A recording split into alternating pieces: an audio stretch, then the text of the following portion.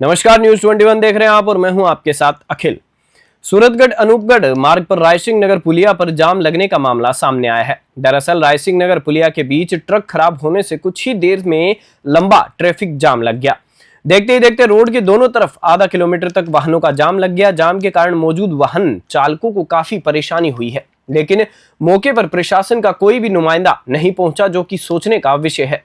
श्री विजयनगर से जय किशन की रिपोर्ट। ऑपरेटर सीमा संकल्प नशा मुक्त गंगानगर अभियान के तहत एक विशेष नाट्य कार्यक्रम खेल ground stepping stone modern English public school Ridmalsar में जिला प्रशासन और जिला पुलिस के संयुक्त तत्वाधान में शनिवार को आयोजित हुआ। कार्यक्रम का मुख्य आकर्षण सामाजिक न्याय और अधिकारिता विभाग के विक्रम जानी और उनकी टीम द्वारा प्रस्तुत नाटक अर्थियां उठाने से अच्छा है जिम्मेदारियां उठा लो। नाटक का उद्देश्य युवाओं को नशा मुक्ति और जिम्मेदार नागरिक बनने के लिए प्रेरित करना था। नाटक ने विद्यार्थियों को इतना प्रभावित किया कि कार्यक्रम के दौरान कई लोग भावुक हो गए। केवल विद्यार्थियों बल्कि उपस्थित सभी लोगों के दिलों को छू लिया। इस नाटक ने यह संदेश दिया कि नशे की लत जीवन को खत्म कर देती है, जबकि जिम्मेदार नागरिक बनकर समाज और देश की उन्नति में योगदान दिया जा सकता है। श्री गंगानगर से कृष्ण आसेरी की रिपोर्ट। नीमका थाना जिले के श्री माधोपुर के जाजोद थाना इलाके के डालियावास में दिन दहाड़े बदमाशों द्वारा एक युवक पर ताबड़तोड़ फायरिंग करने के मामले में बड़ी सफलता हासिल करते हुए 4 आरोपियों को गिरफ्तार कर लिया गया है। पुष्पा ऑपरेशन के तहत आरोपियों की घटनास्थल की तस्दीक कार्रवाई में पुलिस ने आरोपियों को उसी गांव में घुमाया, जिससे आमजन में विश्वास और अपराधियों में डर की भावना मजबूत हुई। जुलूस के दौरान आरोपी लड़खड़ाते हुए चलते दिखाई दिए। बार बार पुलिस ने दोबारा ऐसी गलती नहीं करने की माफी मांग रहे थे। पुलिस ने आरोपियों के कब्जे से 3 जिंदा कारतूस सहित 3 देसी पिस्टल भी बरामद की है। श्री माधोपुर से रविकांत अग्रवाल की रिपोर्ट। दिनांक 22 नवंबर को जाजोद थाना क्षेत्र में डालियावास स्टैंड के पास में एक घटना की सूचना मिली दिन में 1 बजे करीब कि कुछ 2 मोटरसाइकिलों पे 4 युवक आए और उन्होंने फायरिंग करी। कम से कम 7-8 राउंड उन्होंने फायर किए। फायरिंग जिसमें हुई उसमें राम अवतार था जो घायल भी हुआ इस फायरिंग में।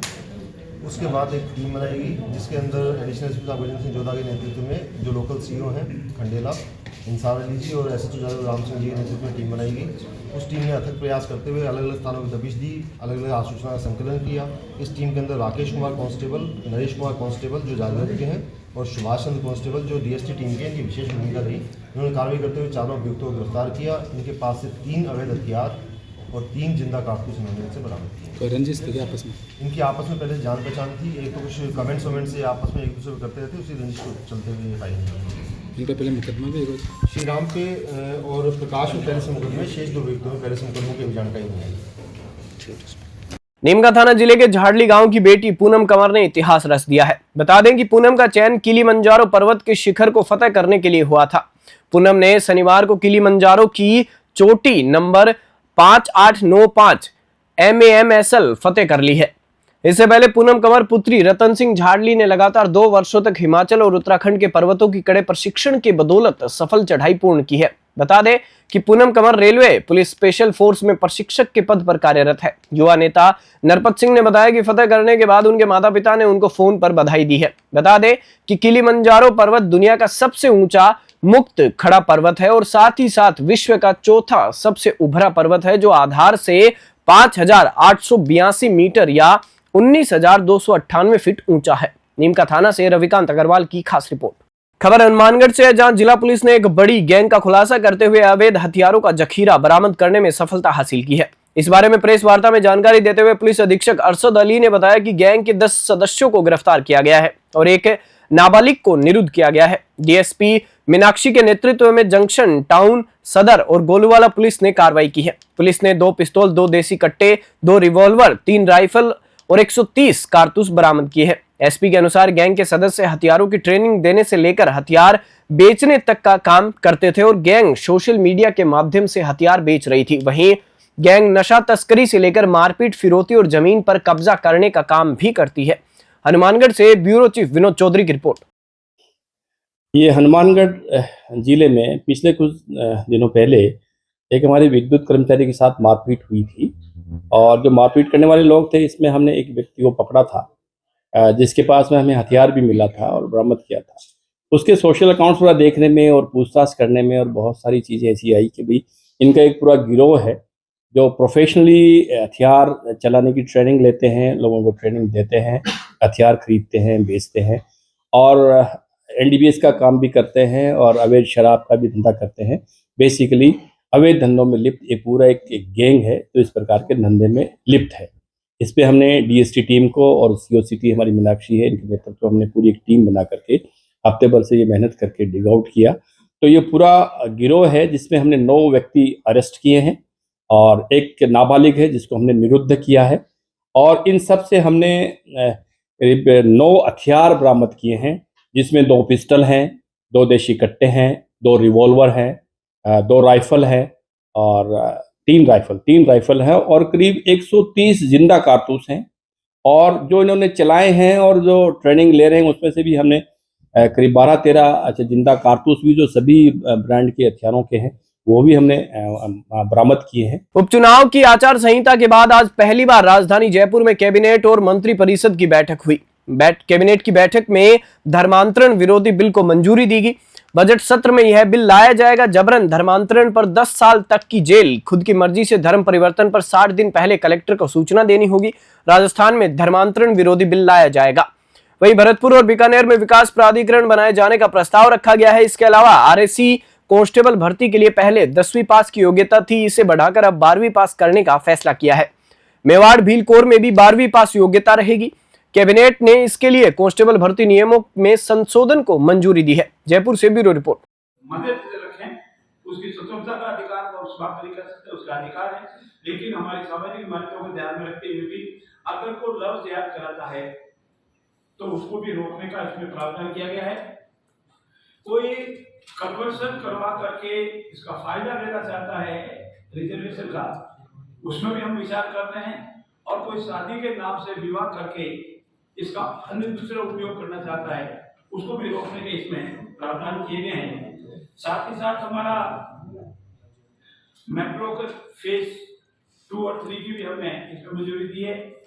और जयपुर के ट्रांसपोर्ट को व्यवस्थित करने हेतु मेट्रो फेज की मंजूरी के साथ ही साथ अनेक राजस्थान के विकास में, राजस्थान के विजन में, राजस्थान का समग्र विकास हो, राजस्थान एक विकसित और समृद्ध प्रदेश हो, इस हेतु इस कानून का नाम भी बता दो। एक बार एक में इस कानून का नाम बता दो, धर्मांतरण क्या होगा, एग्जैक्टली नाम क्या है, नाम बताया ना।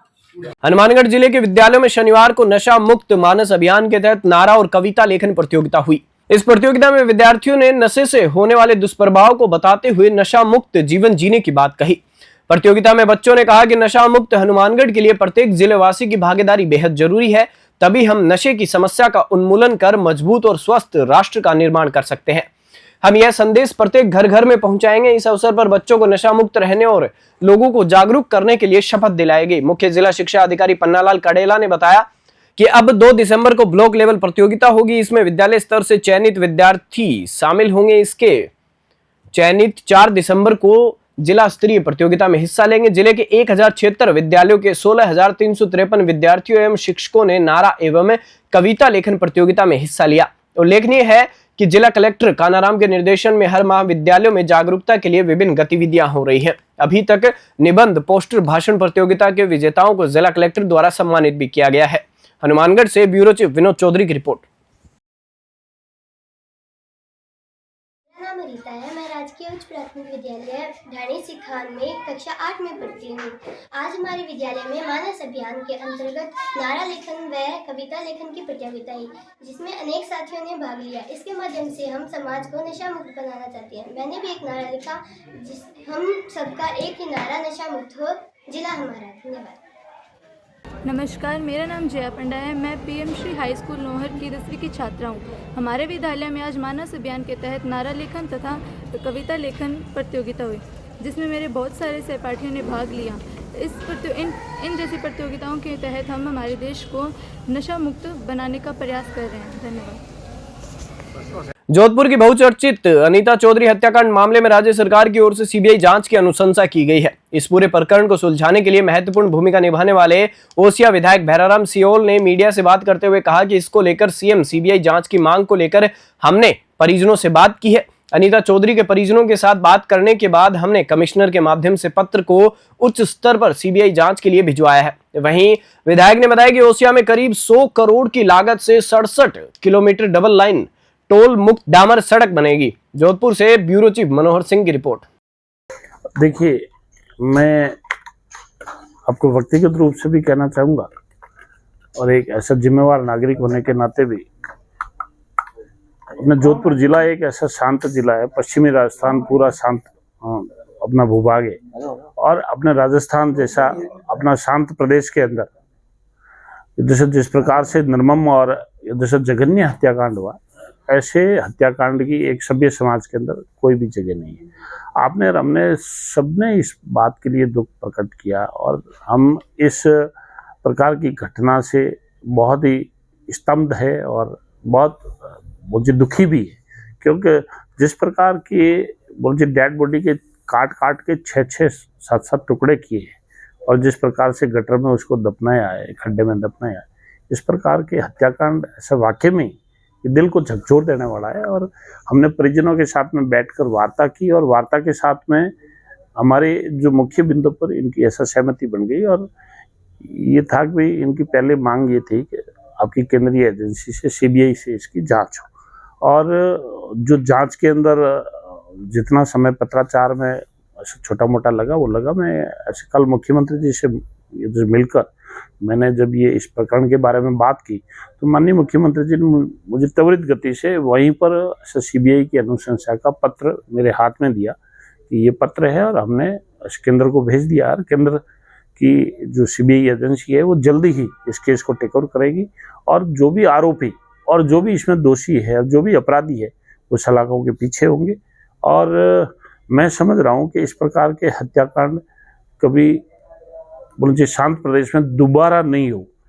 इस प्रकार से सीबीआई अपनी एक बोलिए नज़ीर पेश करेगी और मैं समझ रहा हूँ कि इसके अंदर कोई भी लापरवाह भी रहे अधिकारी या किसी भी प्रकार की जांच के अंदर कोई त्रुटि भी रही है तो वो भी बोलिए सीबीआई के जांच के दायरे में रहे। सर, क्या वजह रही कि सीबीआई जांच के लिए इस मामले को रेफर करने में आप लोगों को समय लगा? क्योंकि 6 नवंबर को पहली बार आपने वार्ता की थी, तभी मांग थी, मांग पूरी होने की घोषणा 19 नवंबर को होती है, सीबीआई जांच 30 तारीख तक शिफ्ट होती है, तो बहुत टाइम लगता है। देवलियों न्यारा उपचुनाव के दौरान समरावता में हुई हिंसा और आगजनी की घटना के 20 दिन बाद कांग्रेस नेता व पूर्व विधायक प्रहलाद गुंजल गांव पहुंचे, जहां उन्होंने पीड़ितों से मिलकर घटना की जानकारी ली। गुंजल ने कहा कि ऐसी बर्बरता तो फिरंगियों के जमाने की पुलिस करती थी।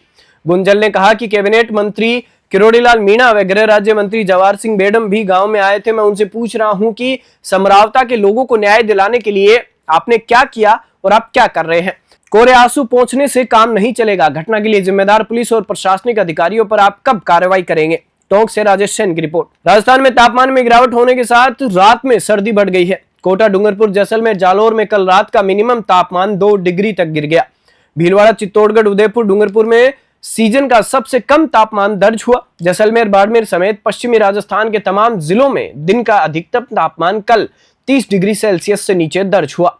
वहीं मौसम विज्ञान केंद्र जयपुर ने आज और कल राजस्थान के उत्तरी हिस्सों में कहीं कहीं हल्का कोहरा छाने की संभावना जताई है। पिछले 24 घंटे के दौरान सबसे ज्यादा तापमान 29.8 डिग्री सेल्सियस बाड़मेर में दर्ज हुआ। जयपुर से ब्यूरो रिपोर्ट। बुलेटिन में फिलहाल इतना ही। आप देखते रहिए News 21।